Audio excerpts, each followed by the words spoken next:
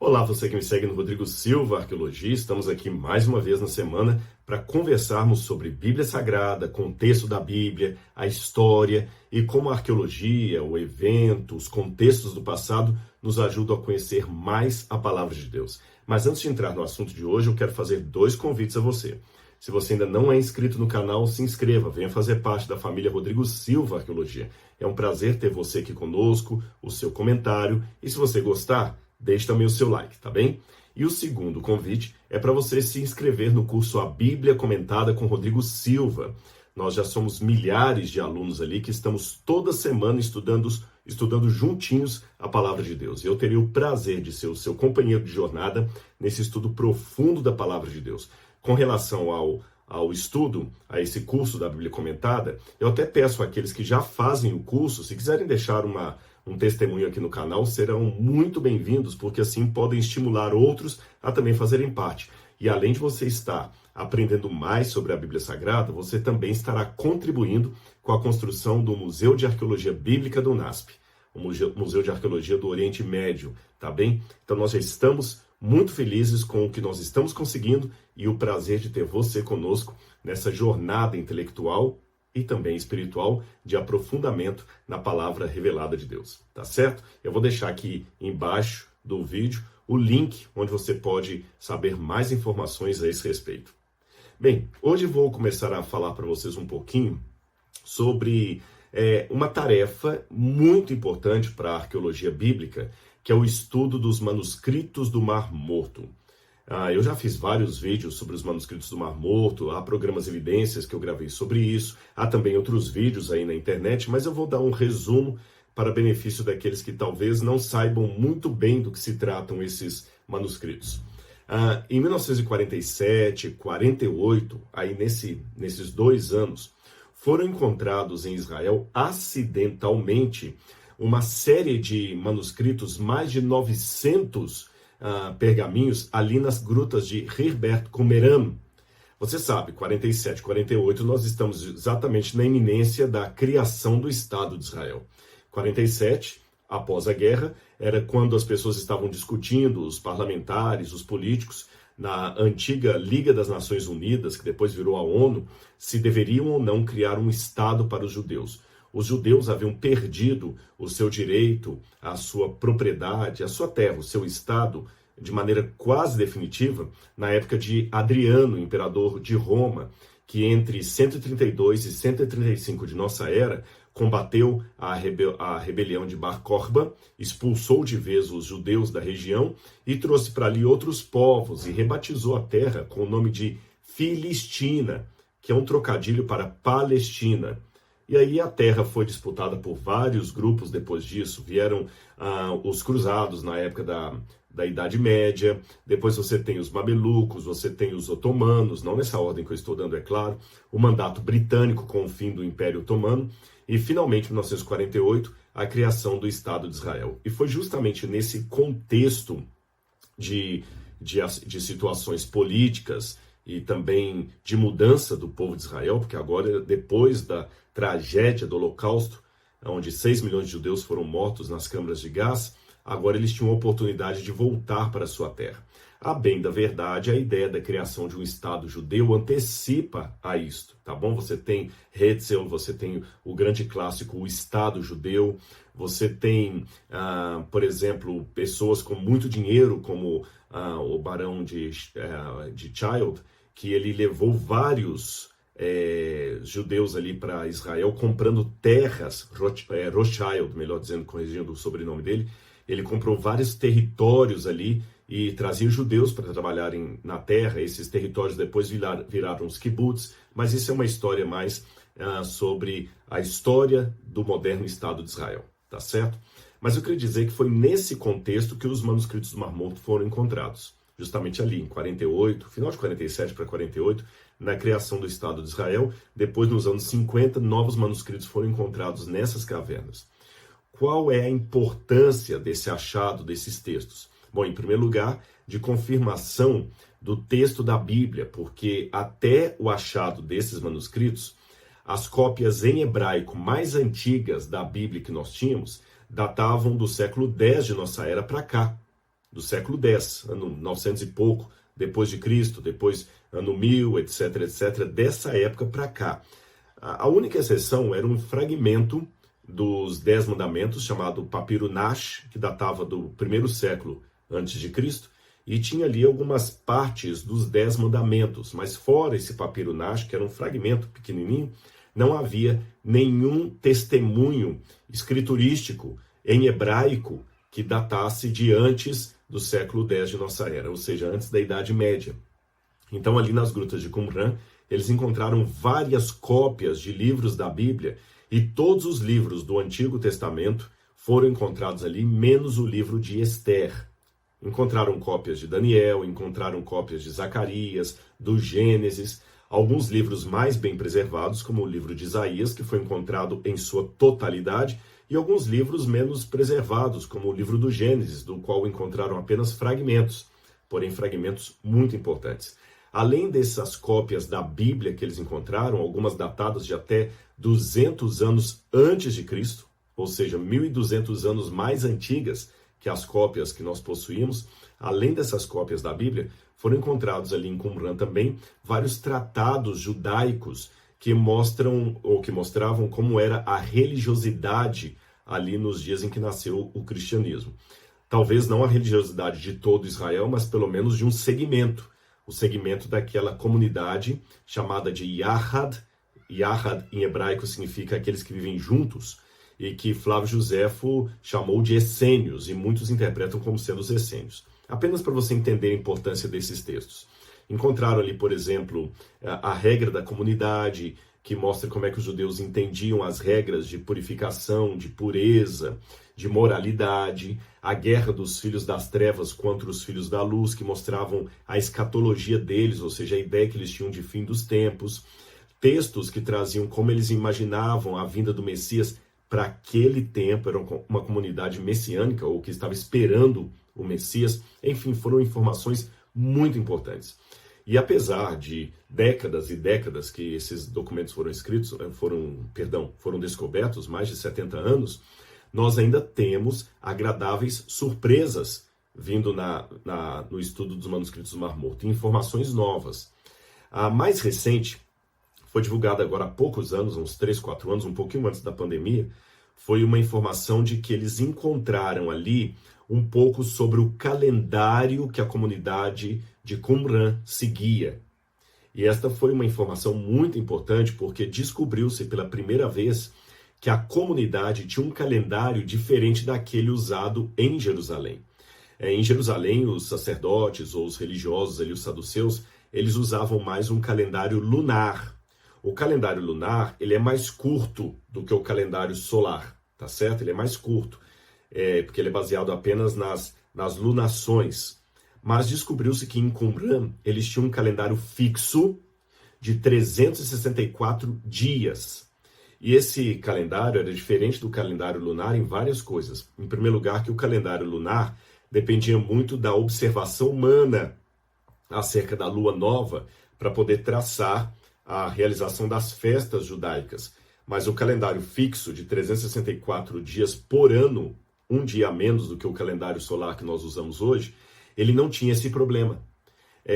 Nós já sabíamos antes desses achados que os judeus trabalhavam também com o calendário lunar e outro lunisolar, que era uma equiparação do calendário lunar ao calendário solar, que a cada período tinha um 13º mês, que eles chamavam de mês de Ve'adar, décimo, é um novo mês, um segundo mês, né? O mês de Adar, que seria o último mês ali do calendário judaico. Então tinha um Ve'adar, um segundo Adar, para marcar o 13º mês e assim equilibrar ou equacionar o calendário lunar a perda, o prejuízo que ele tinha em relação ao calendário solar.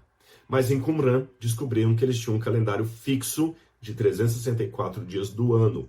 E esse calendário, ele fazia com que todas as festas religiosas caíssem sempre no mesmo dia, etc. Bom, até aqui, tudo muito interessante. Aí uma novidade para vocês. Este foi o penúltimo texto dos encontrados no Mar Morto. Eu falei 900 textos aproximadamente.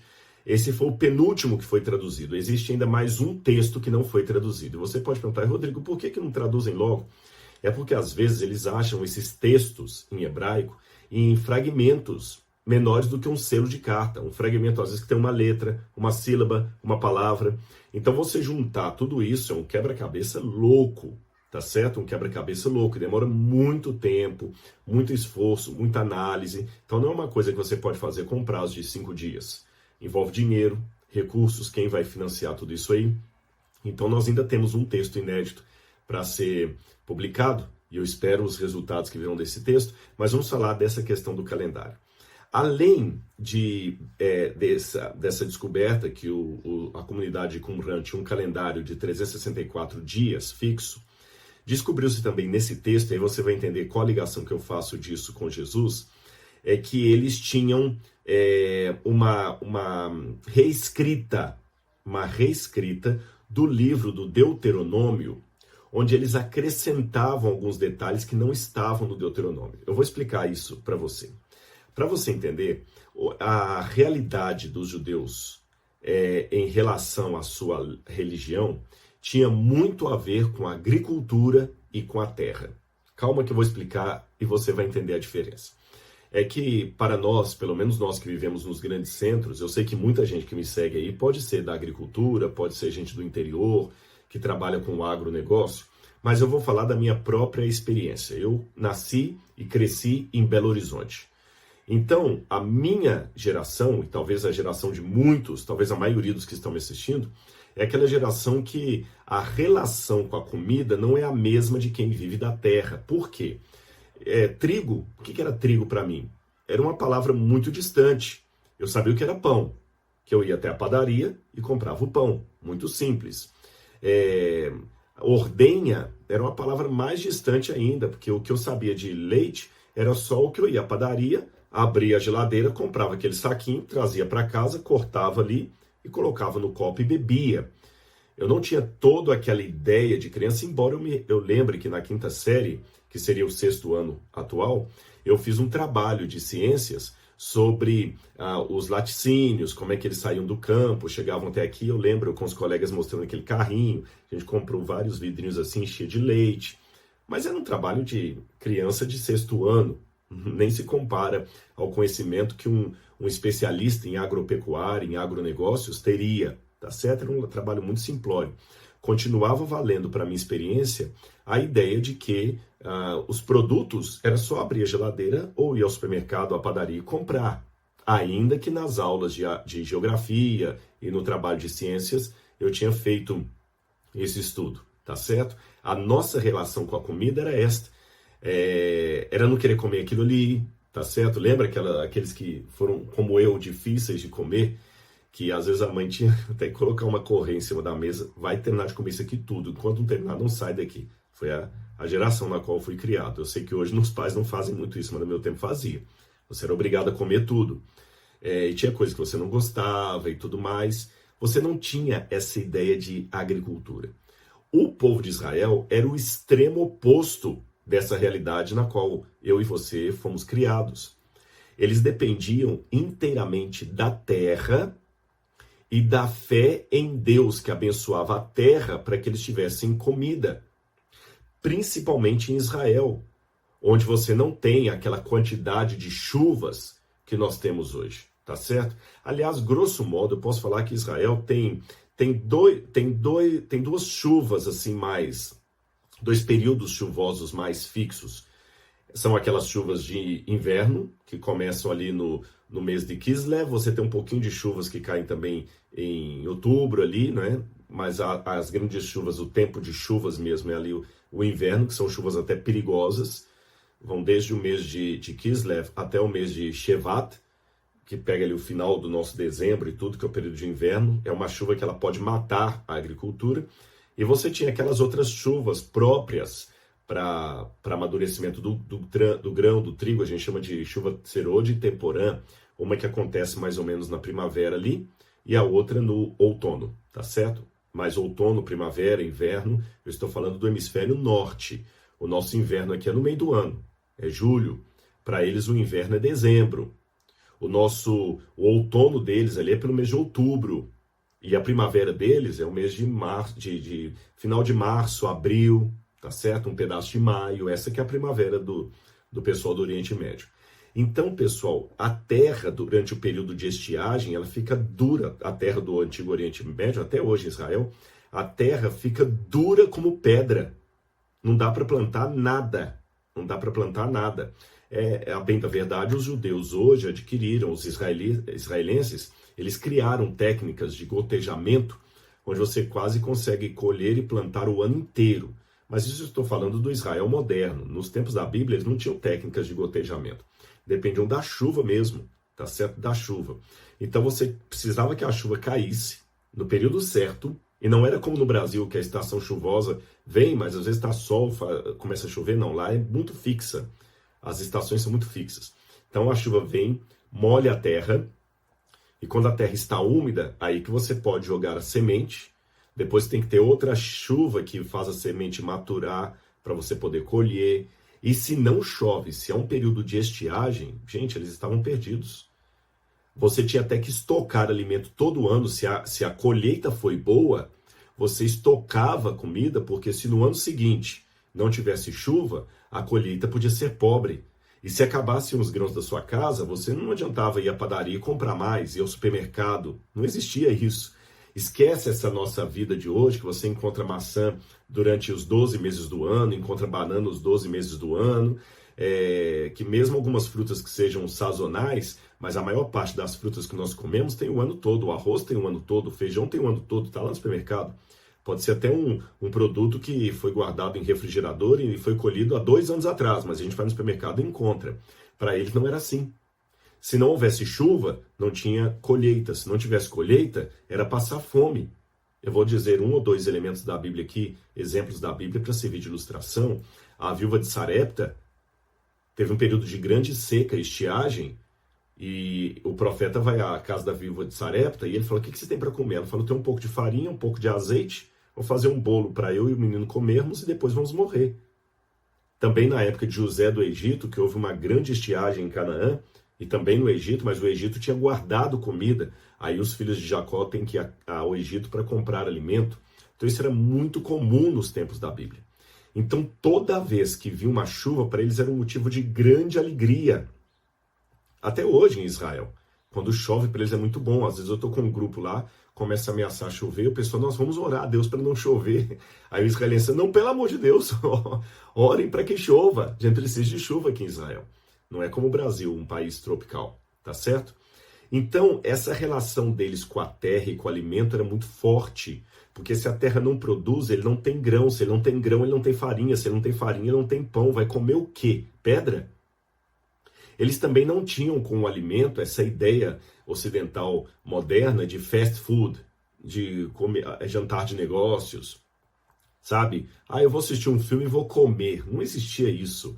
A comida era algo muito sagrado, tanto é que nas regras de etiqueta do Antigo Oriente Médio, do Antigo Oriente Próximo, da época da Bíblia, comer em pé era uma tremenda falta de educação. Você tinha que comer sentado. Desperdiçar comida, nem se fala. Uma pessoa que desperdiçasse comida, uma festa que sobrava alimentos, era uma grande nódoa no caráter do anfitrião. Então você vê que era muito importante a ideia da comida para eles. Convidar alguém para comer era o maior convite que você podia fazer. E se a pessoa recusasse comer com você, era uma tremenda ofensa. Aí você agora, com base nisso que eu falei, entende Jesus dizendo: eis que estou à porta e bato. Se alguém ouvir a minha voz e abrir a porta, entrarei em sua casa, cearei com ele e ele comigo. Você entende também a importância de Jesus ter colocado no coração do Pai Nosso: o pão de cada dia nos dê hoje. O pão cotidiano, o nosso pão, nos dê hoje. Tá certo? Aí você vê também por que eles chamavam uma cidade de Bethlehem, ou Belém, casa do pão. Isso era muito sério. E esse texto dos manuscritos do Mar Morto que foi encontrado, ele pega essas festas religiosas ali, só que ele acrescenta alguns detalhes que não estavam no Deuteronômio. Isso é importante. Por quê? Os 4 alimentos mais importantes da terra, as 4 produções da terra mais importantes, fora as produções animais, né? Eu não vou falar nem de carne nem de leite, eu vou falar das produções de agricultura mesmo. As 4 mais importantes eram a cevada e o trigo, que acabavam virando uma só, tá certo? Era a colheita da cevada e do trigo que produzia o pão, era a cevada e o trigo. Você tinha a colheita da uva e a colheita da azeitona, que produzia o azeite, tá certo? Então, se eu juntar a cevada e o trigo num só, lembrando que eu, como falei, a cevada e o trigo eram grãos para fazerem especialmente massa para pão.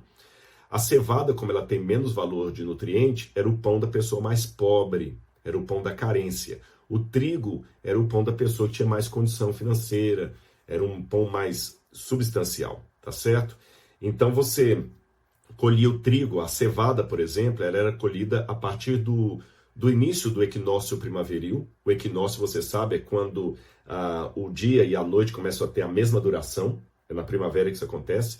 Então ali a cevada era colhida no início do equinócio até final de abril do nosso calendário. Para eles era o calendário de Aviv ou Nissan. Tanto é que Aviv significa primavera em hebraico.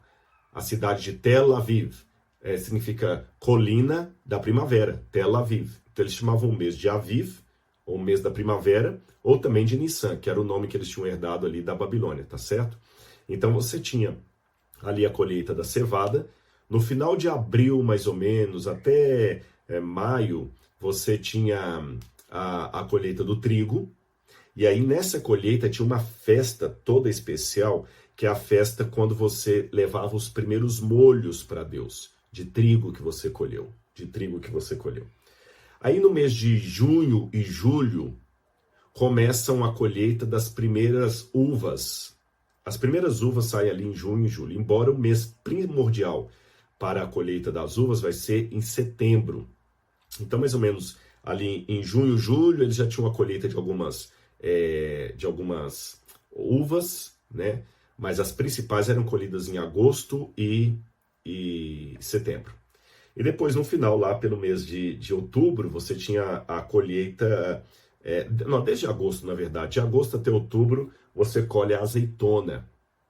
E o azeite também é muito importante, porque olha as vantagens do azeite. Era com o azeite que você fazia, no azeite que você manipulava os remédios, porque o azeite tem um poder cicatrizante, o azeite purifica. Lembra a parábola do bom samaritano, que o sujeito pegou o homem machucado no caminho, o samaritano, e colocou nas feridas dele vinho, olha a uva aí, olha, para esterilizar, e azeite. O azeite também servia para você colocar o perfume. Então, no azeite você colocava o medicamento, no azeite você colocava o perfume. Então, era o azeite que perfumava as pessoas. Unges minha cabeça com óleo, o meu cálice transborda, né? A mirra era colocada no azeite. Por isso que os reis, quando iam ser empossados, além da coroa, ele era ungido, colocavam azeite na cabeça dele, o sacerdote era ungido, o Salvador era chamado de ungido, o Messias, o Cristo, né? Além disso, o azeite também servia como o elemento base para você misturar a farinha e fazer o pão. Então, o pão era uma mistura de azeite com farinha e fermento. Isso que eles faziam o pão. Então, o azeite era muito importante.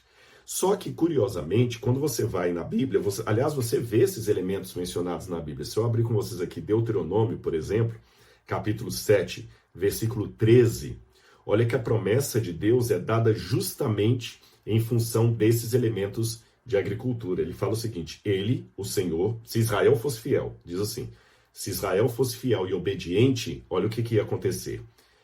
Deus os amará e os abençoará, e fará com que vocês se multipliquem. Também abençoará os filhos de vocês. O fruto da terra. O fruto da terra. Qual é o fruto da terra? O cereal de trigo, tá certo? O vinho e o azeite.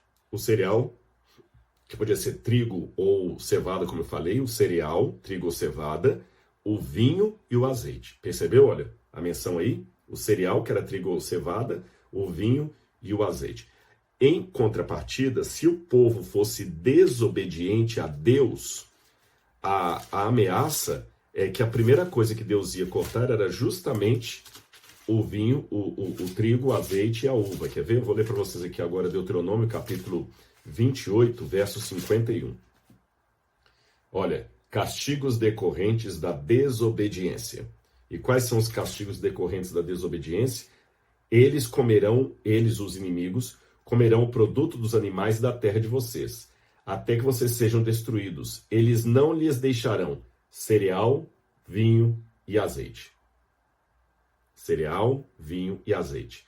Então isso era muito interessante. Agora, o curioso é que a única festa que está prescrita aqui na lei de Moisés, no Deuteronômio, é a festa do Bicurim, a festa dos primeiros frutos.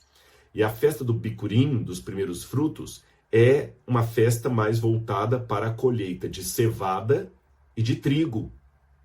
Não há uma menção direta, explícita, a uma festa também da colheita, nem da uva, nem do vinho. Perdão, nem do azeite, da azeitona. Nem da uva, nem da azeitona. Não há essa festa. Embora até a expressão apareça como sendo uma festividade isso aqui, mas não tem uma legislação judaica para aquilo ali. Porém, nesse documento de Qumran, foi acrescentado, aliás, até tem uma curiosidade de um desses documentos que eles encontraram, que o escriba, parece que ele colocou as festas religiosas, mas ele errou. Aí chegou um escriba posterior e corrigiu, fazendo anotações ali, com festas que deveriam ser acrescentadas. Então acrescentaram-se duas festas. A festa do vinho novo e a festa do azeite novo. Tá certo? A festa do vinho novo e do azeite novo. Uma festa deveria ser comemorada 50 dias depois da festa das semanas, a festa do Shavuot, também chamada de Pentecostes, e o outro deveria ser 50 dias depois disso. E essas festas, elas são chamadas de Tekufá. Tekufá, embora alguns traduzam Tekufá como equinócio, essa é uma tradução errada, tá bom? Tekufá, em hebraico, significa mais um ciclo que se fecha. Uma estação, um ciclo, tá bom? Tekufá. Então parece que essas três festas, do trigo e da cevada, dos primeiros molhos ali, né? A Bicurim, a festa da uva, ou chamada festa do vinho novo, e a festa do azeite novo, elas deveriam marcar o fechamento e a abertura de cada ciclo. De cada ciclo. Aí, com esse elemento em mente, fica claro para mim um detalhe do Evangelho de João que muitas vezes eu li e não tinha entendido muito. Você vai ver que João, ele faz justamente um destaque no ministério de Jesus de 3 episódios que envolvem justamente esses 3 elementos que eu falei. Quer ver? Quando Jesus faz o primeiro milagre dele, em João capítulo 2, em Caná da Galileia, o que Jesus faz? Ele transforma, João capítulo 2, ele transforma a água em vinho. E é interessante que esse vinho que Jesus transforma, Jesus manda que eles enchessem de água 12 talhas de pedra, 6 talhas de pedra, aliás, 6 talhas de pedra, ou potes de pedra que haviam ali, por causa da purificação dos judeus. O curioso é que quando acaba o vinho na casa, durante a festa, e dentro desse contexto você sabe o que significa acabar o vinho, o que significa acabar o fruto da vide, da uva, né? Eles tinham ali as 6 talhas de pedra que deveriam já estar com água, porque os judeus deveriam se purificar com essa água sempre. Mas parece que essas 6 talhas de pedra estavam vazias. Então eles não estavam seguindo tanto à risca o sistema de purificação da lei de Moisés. Aí Jesus manda encher as 6 talhas de água e transforma essa água em vinho. Então eu tenho um elemento já aqui mencionado, o vinho.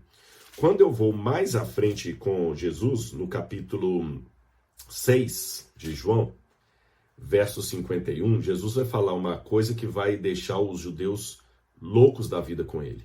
Ele vai dizer o seguinte, eu vou ler desde o verso 47, João 6, 47 em diante. Em verdade, lhes digo, quem crê em mim tem vida eterna. Eu sou o pão da vida. Eu sou o pão da vida. Os pais de vocês comeram maná no deserto e morreram. Este é o pão que desce do céu, para que todo que dele comer não pereça. Eu sou o pão vivo que desceu do céu. Então já tem Jesus fazendo referência ao segundo grande elemento da terra. Tanto é que uma das orações mais lindas que os judeus fazem para a refeição é Baruch atah Adonai, bendito seja o Senhor, Eloheinu melech, o nosso rei, Eloheinu melech, haolam hamotzi, de todo o universo, por todo haolam hamotzi, lechem miharetz, por todos os pães que brotam da terra. Nós te louvamos, Rei do Universo, nosso Rei do Universo, nós te louvamos ou te bendizemos, por todo o pão que vem da terra, tá certo? Lechem haaretz, ou seja, todo o pão, tudo que brota da terra, todo fruto da terra. E aqui Jesus fala, eu sou o pão vivo, que vai trazer a paz para vocês. E por fim, no final do ministério de Jesus, quando você vai lá, um pouco antes da morte de Jesus, naquela semana fatídica que um monte de coisa vai acontecer, Jesus é ungido 6 dias antes da Páscoa, Jesus é ungido em Betânia. E é interessante que a Bíblia fala, capítulo 12 de João, 6 dias antes da Páscoa, Jesus foi para Betânia, onde estava Lázaro, a quem ele tinha ressuscitado entre os mortos. Prepararam-lhe ali uma ceia, Marta servia e Lázaro era um dos que estavam à mesa com Jesus. Então Maria, pegando um frasco de perfume de nardo puro, eu falei com vocês que o nardo na época era misturado com o quê? Com o azeite da oliva, da azeitona. Pegou um frasco de nardo, de perfume de nardo muito precioso e ungiu os pés de Jesus e os enxugou com seus cabelos. E toda a casa se encheu com o cheiro do perfume. E Jesus fala, esse perfume que ela está me ungindo é o que vai me ungir na minha morte. Você percebeu como os 3 elementos sempre gravitam em torno do ministério de Jesus? O trigo, o cereal, trigo e cevada, pão, a uva, vinho e a azeitona, o azeite. Só para fechar isso aqui, me chama a atenção também que no Apocalipse, quando vai falar dos 7 selos, João tem a visão do Apocalipse toda codificada, olha como entender a cultura daquele tempo me ajuda até a compreender um pouquinho também as imagens do Apocalipse. Apocalipse capítulo 6, versículo 6 em diante, diz assim, eu vou ler até a partir do verso 5. Quando o Cordeiro quebrou o 3º selo, ouvi o 3º ser vivente dizendo, venha. Então olhei e eis um cavaleiro preto, e o seu cavaleiro, eis o cavalo preto, e o seu cavaleiro com uma balança na mão. E ouvi o que parecia uma voz do meio dos 4 seres viventes dizendo, uma medida de trigo por 1 denário, 3 medidas de cevada por 1 denário. Aqui eu já vejo a incongruência dos valores, porque a cevada era muito mais barata do que o trigo. Se o trigo estava sendo vendido pelo mesmo valor da cevada, é porque estava tendo falta de comida no comércio, a ponto que a cevada encareceu. Sabe quando faltam produtos?